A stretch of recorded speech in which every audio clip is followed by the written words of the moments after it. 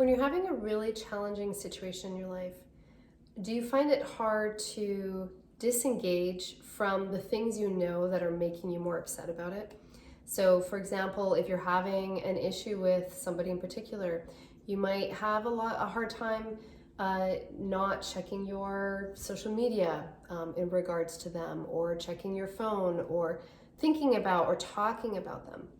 Um, so, in terms of our ability to regulate ourselves when it comes to challenging emotional situations and social situations, a big component of this is actually related to delaying gratification.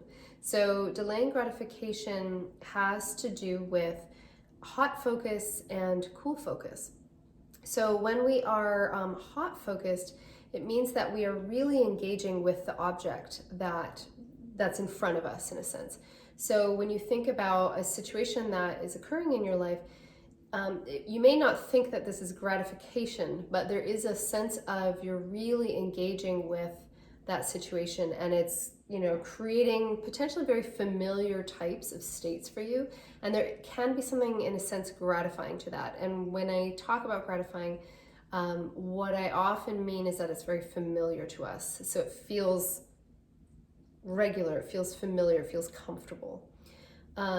Doing something very different can feel uncomfortable, so that's not as gratifying for us. So that's hot focus, staying really engaged. In order to get really good at delaying gratification, something that can help is cool focus. So that is not being focused on whatever it is and thinking about other things. Both of these are things that can help us when it comes to dealing with different emotions and dysregulation and challenges in our life. So hot focus is something that can still be helpful for us. If you're finding that you want to actually have a new perspective, or maybe even forgive or reappraise a situation, then you actually need hot focus. You need to think about the person, think about the emotions, get into those feelings, into the situation, into the scenario, and then use different resources and strategies to kind of have new perspectives. But cool focus can also be really helpful. And this is sometimes the case when emotions are extremely intense and you feel really dysregulated. Then cool focus might be a good short-term strategy just to get to a place where you're a little more recalibrated. And then you can go in again to more of a hot focus where you engage again with what is upsetting you, what your needs are, and things like that. So we see this also in loss studies, like bereavement studies. We would call it loss-oriented strategies, where you really focus on the loss of something, and you maybe even smell the shirt, you look at the photos, you listen to the music, you really engage with that. And then restoration-oriented types of strategies are what happens now. So other just things that are not focused on the loss and the upset. So when it comes to emotional regulation, we need to be able to explore both realms. And so I just wanted to bring up the concept of delaying gratification in terms of what we might see ourselves doing when we are having potentially even repetitive kinds of reactions to things. Are we staying very hot focused? Are we often really trying to continue and amplify the emotions? If that's the case and you feel like you're getting stuck and you're not really making any kind of new epiphanies or revelations about it, it could be worth just playing with going into a cool focus and really getting into other things, and then coming back and re-engaging with that and looking at it from other perspectives.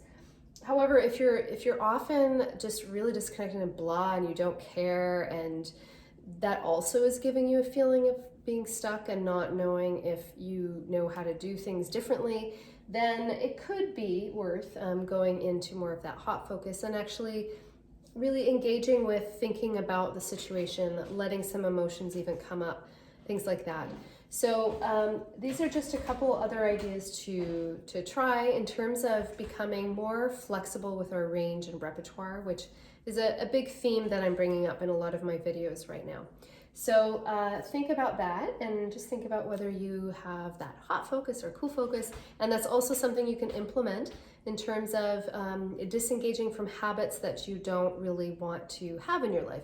So if you want to stop checking internet or social media, you need to actually potentially remove the visual stimulus that will keep the focus really hot on there. So actually put that away, or put it somewhere else. And then in terms of the cool focus, like if you find that you are needing to actually engage in some new habits and you are not engaging in the gratification that comes from those things like writing a book or going for a run, then actually put stuff in front of you that will become the hot focus. So put the sneakers right in front of you by the door, or put the inspirational quotes in the books or whatever it is that gets those juices flowing. So you can just play with this kind of idea of hot focus and cool focus for a lot of different areas of life. And if you want to learn more, you can go to my website, stephaniefay.com, and there are more videos to come. And my podcast, season 3, is up right now as well. So I hope you check that out. Mindset Neuroscience Podcast. Thank you.